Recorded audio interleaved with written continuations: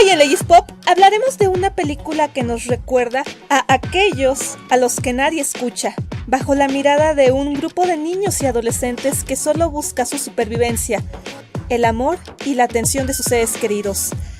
Acompáñenos en este nuevo episodio. ¡Comenzamos!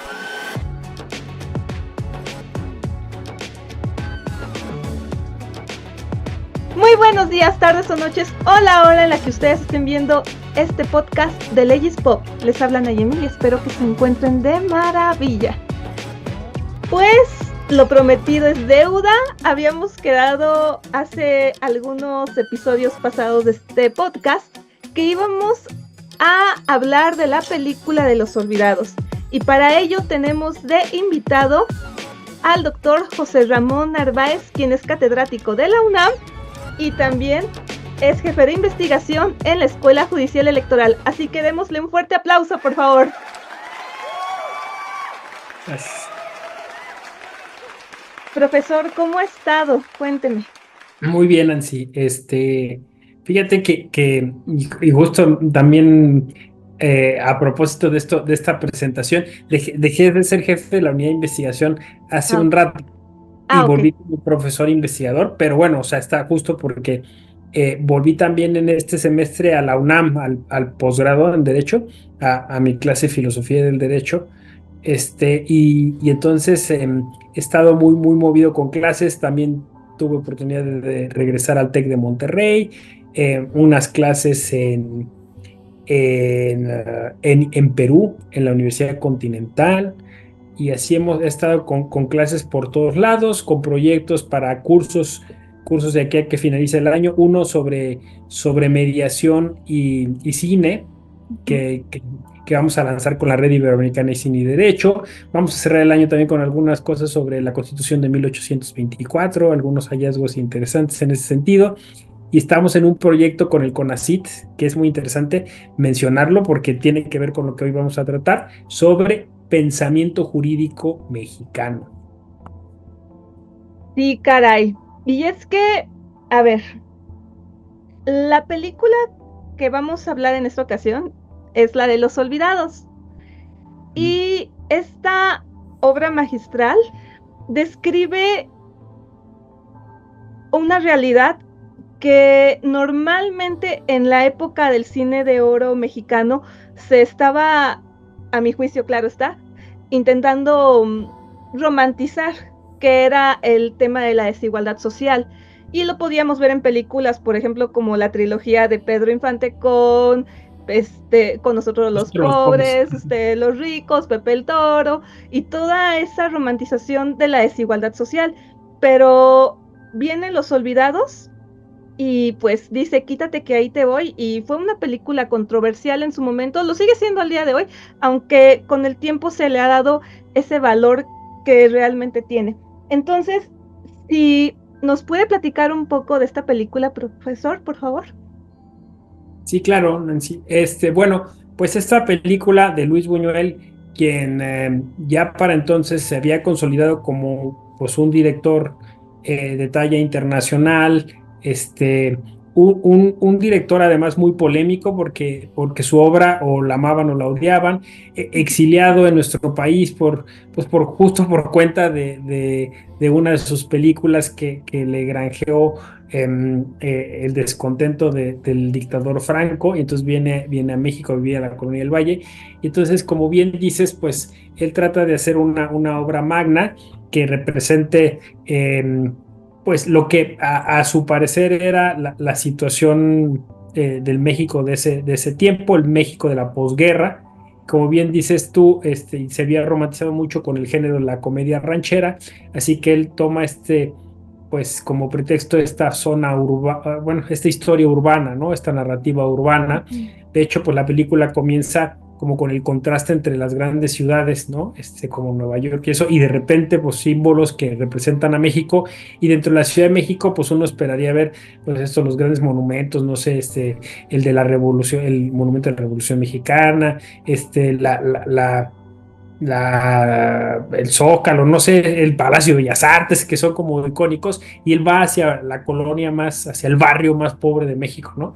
Y entonces Ujú. ahí empieza la historia con un Jaibo, Pedro Cobo, maravilloso, o sea, Cobo ha sido siempre, pues, un gran actor que además, pues, profundiza en sus personajes y que entonces empezamos a recorrer estas calles, estas casas, estos caseríos, ¿no? Llenos de pobreza, de miseria, y de inmediato no solo te conectas, sino que también, eh, pues, miras con los ojos de los niños, ¿no?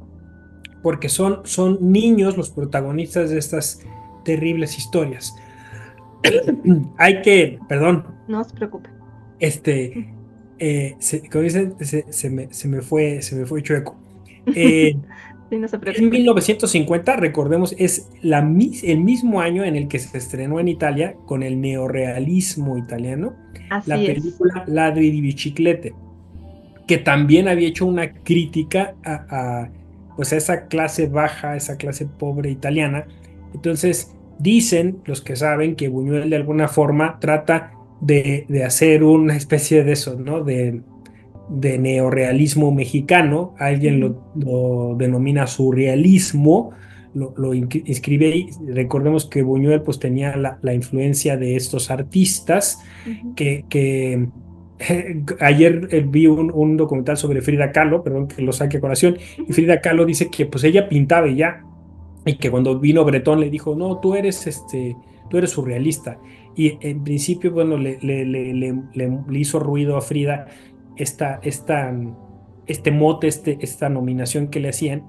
Y después ella dice, no, pues yo pintaba, o sea, si era surrealismo o no, pues ya eso le tocaba decidirlo a alguien más. Entonces yo creo que Buñuel crea, no estoy seguro que él se asuma como o sea, al menos para los olvidados como surrealista, aunque claro, otras de sus películas seguramente sí se inscriben en este género, pero pues obviamente en hiperrealismo, diría yo, ¿no? O sea, tú puedes oler Los Olvidados. He leído muchas reseñas sobre eso, ¿no? Los Olvidados es una película que se siente que se huele, ¿no? Este, Ay, ahí me quedo, a ver, sí, fíjese que hace años, de hecho vi esta película, o sea, la conocí hasta la universidad porque en clase de criminología nos pidieron que viéramos esta película para analizar los factores de riesgo con relación a la delincuencia juvenil y el maltrato hacia los menores. Y creo que por excelencia el tema de la violencia ejercida en contra y también ejercida por porque aquí se juega, como usted bien lo indicó, con protagonistas que son niños y adolescentes. Entonces, los victimarios y las víctimas van a ser niños y adolescentes. Entonces, si nos pudiera ahondar un poco más sobre la violencia y el maltrato infantil que se refleja, por ejemplo, en la escena en la que Pedro, por ejemplo, en el sueño que tiene Pedro, y ahorita que dijo lo del olor, pensé en esa escena, bueno, por cierto, aquí mi querida audiencia, si no la han visto, vayan a verla, porque hay mucho spoiler aquí, alerta de spoiler. Pero en esta escena que rápido comento, si usted lo recuerda, profesor, estaba soñando Pedro que el niño tenía hambre y que la mamá agarra un bistec y, o sea, y sí es cierto, cada vez que veo esa escena siento que estoy oliendo la carne cruda, obviamente el olor de la suciedad, obviamente el olor si me permite decirlo, el olor de la tristeza reflejada en todo lo que los niños van pasando. Entonces, si nos pudiera hablar, por favor, de la violencia y el maltrato infantil. Tiene su micrófono sí, apagado, profesor, perdón. obviamente es el tema de la violencia tan cruda, tan a flor de piel, molestó muchísimo a la crítica, ¿no? Porque justo como tú decías, pues mandaba una mala publicidad de lo que era la Ciudad de México. México, lo que era México en general, ¿no? Con todos estos problemas sociales. Buñuel no escatima nada, ¿no? Un padre alcohólico, golpeador, ¿no? Podríamos presumir hasta quizá prostitución infantil, ¿no? El tema de la violencia contra los niños y los adolescentes a lo largo de toda la película, porque no tienen los mínimos derechos, ¿no? No, este sueño es porque tiene hambre, ¿no? La madre no les da de comer, ¿no? Y pues incluso ve como una afrenta que le pidan esto que es como lo mínimo, ¿no? Ya no digamos servicios de salud, derecho a la educación, ¿no? O sea, nada de eso hay ahí, ¿no? Es simple y lisa y llanamente sobrevivencia que además, como en el caso de otras películas de la época, donde aparece 400 pasos, ¿no? La película francesa de Truffaut. Aquí el tema es ese pesimismo porque se pasa a la generación que sigue. No sé si o sea, el tema es que, o sea, esa violencia ahí comienza, ¿no? O sea, esa generación de esos niños, esos adolescentes que va a crecer y va a seguir replicando todos pues estos problemas sociales que están latentes, ¿no? En cada una de las escenas. Sí, profesor, y usted acaba de darle al clavo con el tema del pesimismo. De hecho, hay otra película muchísimo más reciente que me recuerda este tema y es la de Los dueños de la calle, ya del año 91. Así Una más o película menos. estadounidense muy buena, con Cuba Gooding y otros artistas, bueno, ahí refleja otra realidad que es la de los afroamericanos marginados. Sí. Pero, pues bueno, volviendo a estos terrenos, pues realmente, de hecho, en ambas películas se refleja mucho la violencia, que bueno, que veían los niños. O sea, de hecho, sí, ambas películas tienen muchas similitudes, sí puedo decirlo. Se refleja la violencia, se refleja el hambre, se reflejan los problemas de salud. De hecho, se reflejan muchísimas historias. Por ejemplo, el del niño indígena que a final de cuentas le sirve al ciego, el de la niña que está cuidando a sus hermanitos y que de hecho también intentan abusar de ella, precisamente el Jaibo, el Ujú. propio papel del Jaibo. Bueno, qué decir de Pedro y de sus hermanos, que obviamente bueno, sobre todo la historia gira, si bien hay varias historias, creo que aquí las que más pesan son las de Pedro y las de Jaibo, ¿no? Como tal, Mm. porque son las dos caras de la moneda. Por un lado tenemos la esperanza reflejada en Pedro, en un niño que busca la oportunidad de demostrar que puede ser un niño bueno, y de hecho se ve eso en varias secuencias de la película. ¿Por qué no creen en el niño? ¿Por qué no le dan ese voto de confianza? ¿Por qué siempre lo toman como el niño malo? Porque se junta con esos niños, o sea, bajo la concepción, claro, está atendiendo al contexto de la película, ¿no? Pero por otro lado está el Jaibo, que es el recién salido de la correccional, como lo decían en esa película. Ajá. Sí. Entonces se ven esos matices, o sea, son ahora sí que como el yin y el yang, ¿no? De alguien que ya perdió la esperanza, que ya perdió las ilusiones y que ya lo único que conoce como modo de supervivencia, pues es mediante la violencia que la ejerce el propio Jaibo. Y por otro lado tenemos a Pedro, que responde a esos ataques, pero que sufre por donde quiera mirar.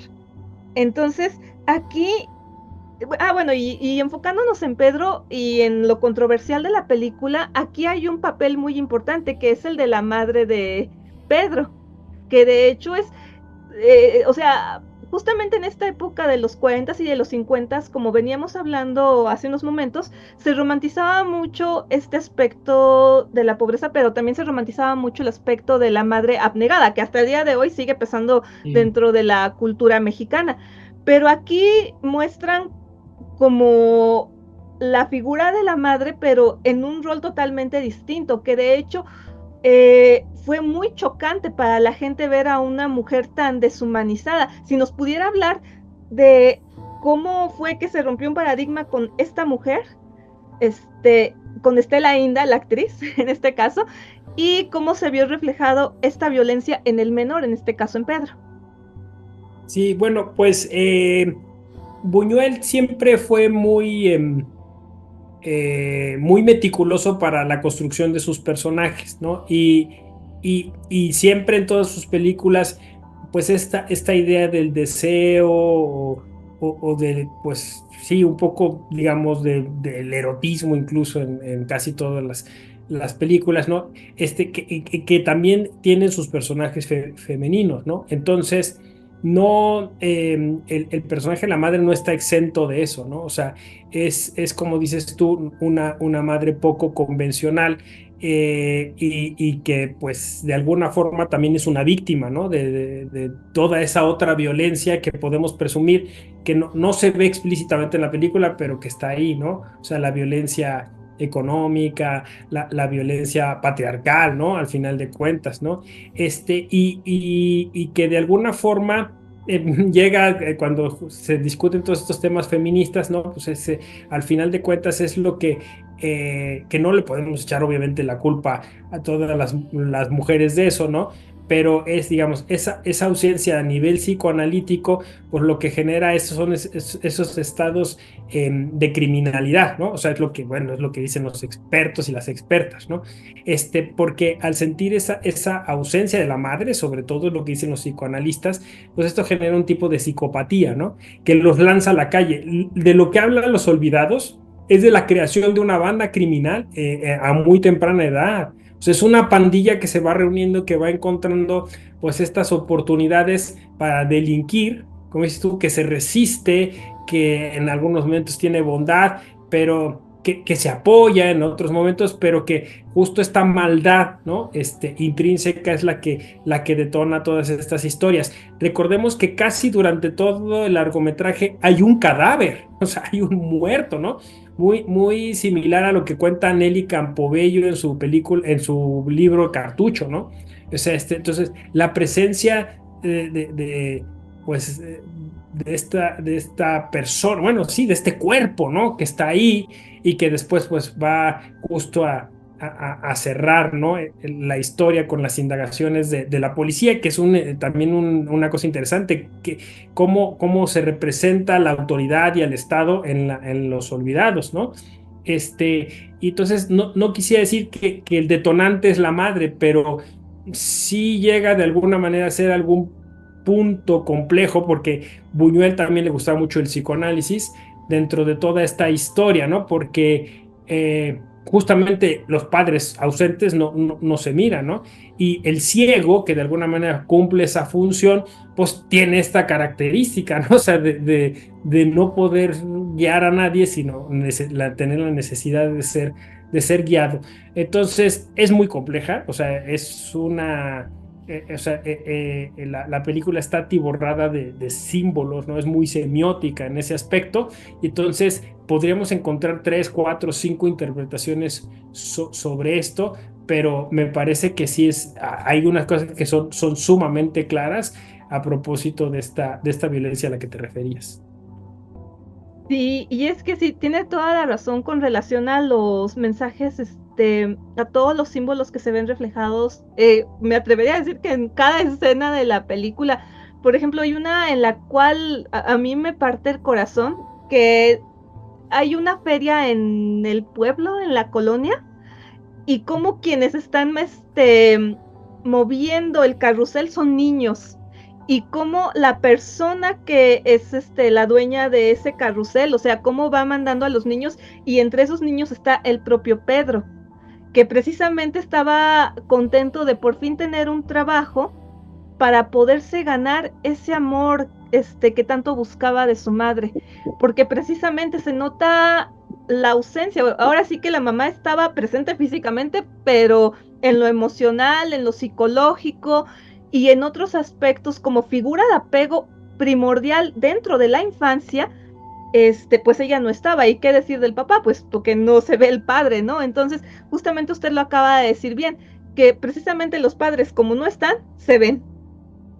Entonces, sí es algo que realmente toca muchísimo el corazón. No hay escena en la cual uno no se logre conmover, o sea, que uno no pueda de plano decir, ¿sabes qué? Que, híjoles, este niño está teniendo hambre, este niño está siendo golpeado, este niño no está recibiendo educación y a ese punto quiero llegar.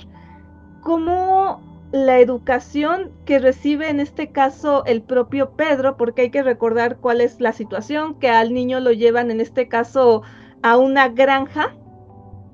Hay que tener en consideración que, pues, bueno, lo comento para la audiencia, las personas menores de 18 años no cometen delitos, cometen conductas tipificadas como delitos, pero ellos no son delincuentes, serán infractores. Hay que ver un poco la denominación de cada estado, porque cada estado los llama de distinta forma, pero en este caso serían menores infractores. Las personas mayores de 18 años, sí, ellos sí ya cumplen delitos y ellos obviamente tienen que seguir un proceso penal, ¿no? Entonces, ya partiendo desde este punto, a Pedro se le manda a una granja que es como una especie de internado donde les enseñan distintas artes y distintos oficios. Y aquí rapidísimo comento una experiencia personal que tuve.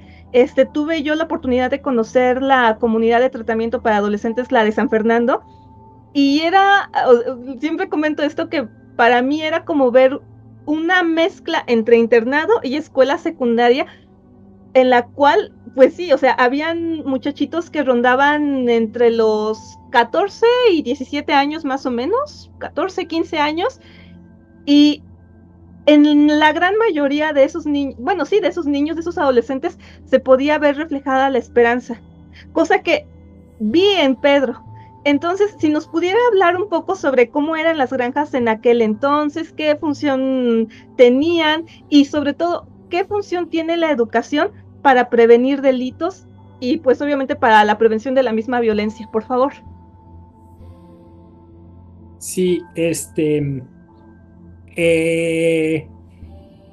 tenemos que, digamos, recurrir a una serie de explicaciones para poder entender este contexto al que te refieres, ¿no? Recordemos que, bueno, México, pues, ha tenido una cultura en términos educativos positivista, ¿no? O sea, me refiero al positivismo científico y filosófico, ¿no? En el cual, bueno, pues desde finales del siglo XIX se apostó a esto, ¿no? Orden, progreso, civilización, ¿no? Con esta idea que a Michel Foucault le volaba la cabeza, ¿no? Sobre el vigilar, castigar, ¿no? Entonces todas estas instituciones donde los jóvenes debían de formarse, los internados, ¿no? El colegio militar, pues incluso, bueno, las escuelas públicas en algún aspecto, ¿no? Los uniformes, toda esta cuestión marcial que estaba detrás, ¿no? Eso, digamos, es para cualquier niño o niña. En este caso, bueno, casi siempre eran niños, hombres, ¿no? Las mujeres no estaban tan involucradas en el tema de la educación pública.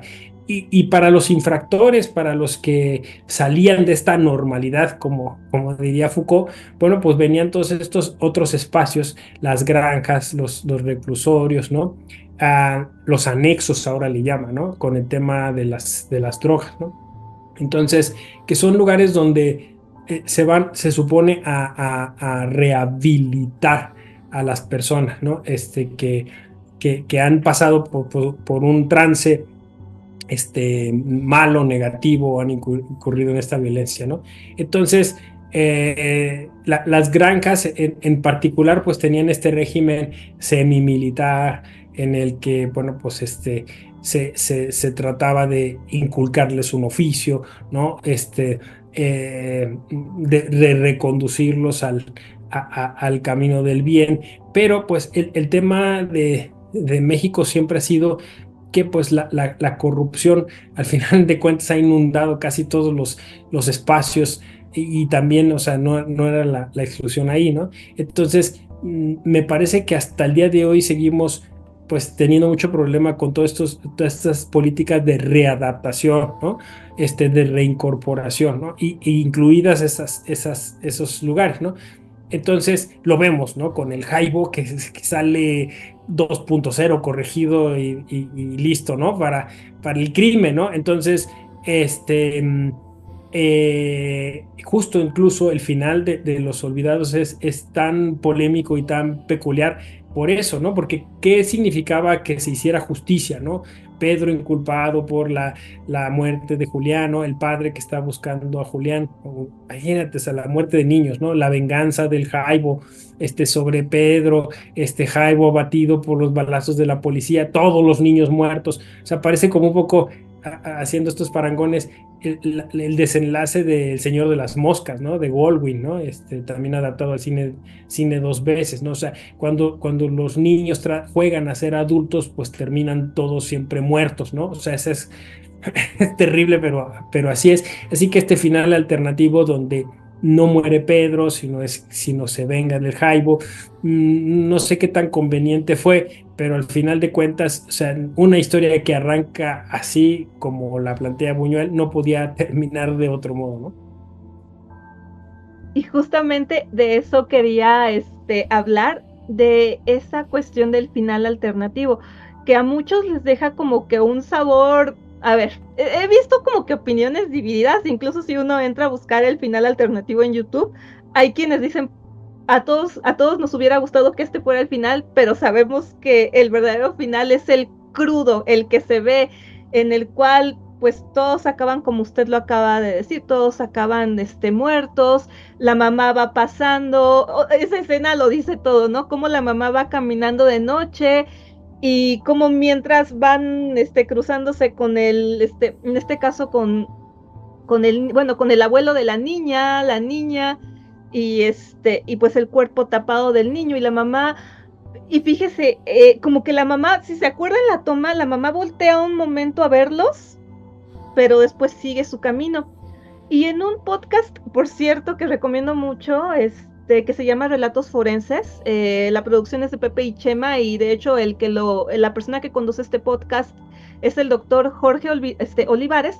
En uno de los episodios comentan justamente sobre la conexión entre las madres y sus hijos. Cómo en este caso las mamás pueden saber incluso que sus hijos han fallecido. ¿Por qué? Porque son conexiones que se van formando incluso desde el seno materno. Y bueno, aquí, o sea, son cosas que a uno le vuelan la cabeza. Definitivamente creo que esta película es una de las grandes imperdibles dentro del cine mexicano. Reitero, no es que haga menos en este caso a nosotros los pobres, ustedes los ricos. Ahí también hay historias que contar muy interesantes, pero si alguien quiere saber realmente cómo es una ciudad, ya no digo México, sino me atrevería a decir que cualquier grande ciudad del mundo, uno no tiene que ir a los grandes monumentos, uno tiene que recorrer las calles, uno tiene que conocer a la gente, saber las historias de las personas para que uno pueda conocer la realidad de la realidad, si me permite la expresión, y no solamente lo que nos pintan.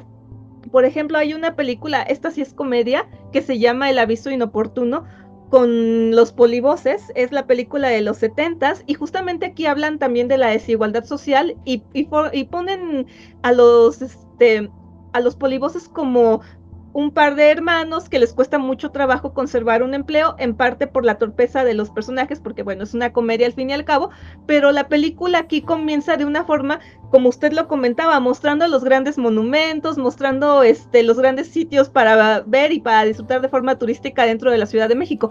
Y como usted bien lo comentó, caso contrario aquí en Los Olvidados, que luego empieza desde lo más bajo. Incluso como dentro de las primeras escenas, luego salen las primeras tomas el jaibo, y cómo es que los niños se sienten admirados al ver la fortaleza del jaibo, que si usted recordará cómo le preguntan cómo era su estadía en este caso en donde estaba él recluido, y cómo el jaibo en este caso va contando sus anécdotas, y usted bien lo acaba de decir, que cuando salió en este caso de prisión era Jaibo 2.0, porque a final de cuentas la universidad del crimen por excelencia es la prisión. Así es, Entonces, así es. ajá, Sí. les cuento. Sale corregido, sí, sale corregido y aumentado, ¿no? Sí, o sea, aquí sale el Jaibo a todo lo que da, las mañas que se aprenden. Y justamente me gustaría hablar por último de eso, profesor. Eh, en su experiencia, porque sé que dentro de los proyectos que ha tenido usted, también ha tenido la oportunidad de estar con este tipo de comunidades. Eh, ¿Cómo ve usted la educación dentro de los lugares, en este caso de reclusión? Llámese comunidades de tratamiento, llámese penitenciarías, etc, etc. Sí, bueno, pues es bien complicado ese tema. Sí, o sea, yo creo que es, incluso también conectándolo con la pregunta que hacías antes, sí, sí, un poco la solución está en la educación, está en la cultura, ¿no? En estos proyectos, que pueden llevar como a cambiar la mentalidad de las personas, pero el sistema penitenciario en México sí es muy, o sea, aunque se han hecho grandes esfuerzos, es muy, muy complicado, muy complejo, ¿no? Y todas esas... em, pues sí, redes y corrupción y todo lo que sabemos que existe, pues impide que realmente haya un proyecto, ¿no? Sólido, a mediano y largo plazo, ¿no? Entonces, sí, se hacen muchos esfuerzos, ¿no? En su momento la Universidad Autónoma de la Ciudad de México dio cursos, muchas personas recluidas. Hicieron carreras, muchas, pues obviamente por el interés que tenían, y a nosotros nos tocaba dar clases sobre derecho, ¿no? Este, pero pues fuera de ahí, digamos, de casos aislados, pues en realidad, o sea, nuestros centros de reclusión carecen de muchas cosas, ¿no? Están súper, abarrotados, ¿no? No hay las condiciones, adecuadas, ¿no? Y es un tema gravísimo el de, por ejemplo, los centros de reclusión femeninos, donde aunque sí hay una política, hay niños y niñas que crecen ahí, ¿no?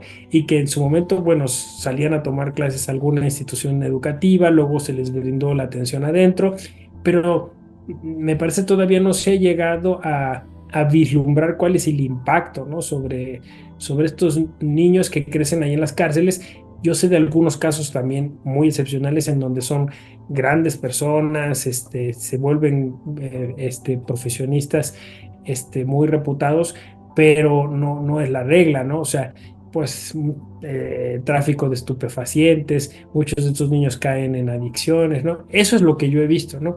Entonces, te quisiera decir algo más, bonito, pero en realidad es algo bien complicado y triste, en ese aspecto, ¿no?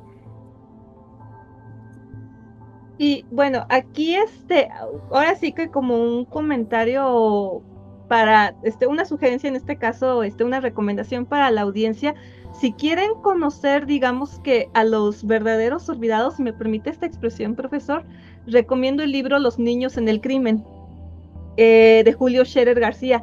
En este libro precisamente se van describiendo, bueno, se entrevistó a diversos niños y niñas que estaban, en las comunidades de tratamiento de San Fernando y otras, y van contando estos niños sus historias, por qué están en ese lugar, qué fue lo que pasó, y uno puede entender rápidamente que el gran denominador común por excelencia es el de la desigualdad social, que creo que a final de cuentas los puntos medulares, de esta película fueron el maltrato infantil, la violencia en todas las expresiones habidas, y ambas como producto, en este caso, de la desigualdad social.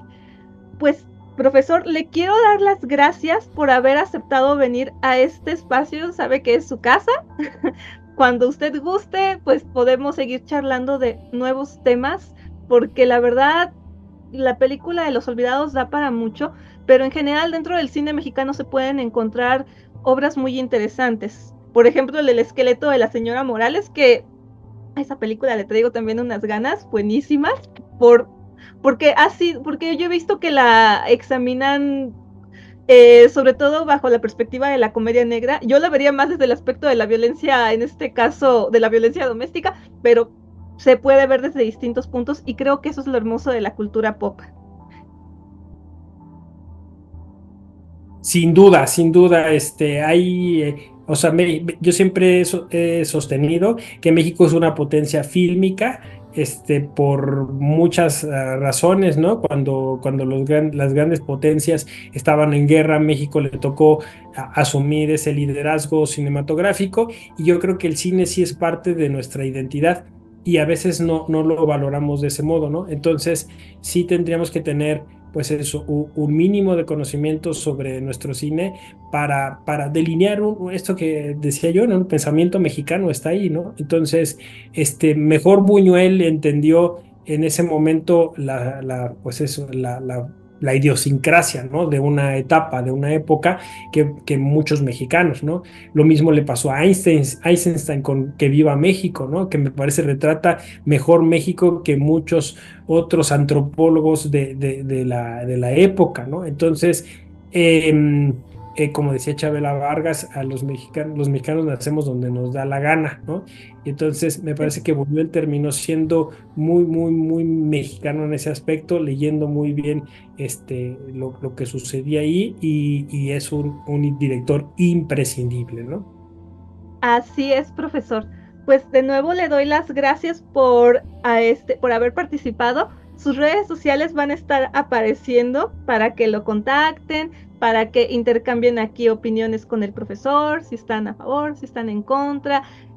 Así que comentarios, sugerencias siempre se aceptan. Y pues bien, mi estimada audiencia, les agradezco que hayan llegado hasta el final de este episodio. Y sin más, les doy las gracias, esperando que me dejen su opinión en la caja de comentarios, que me sigan en mis propias redes sociales que van a estar apareciendo en pantalla en estos momentos, que se suscriban a este canal y le den clic a la campanita para que YouTube les notifique cuando subo nuevo contenido, esperando de todo corazón que tengan un excelente día.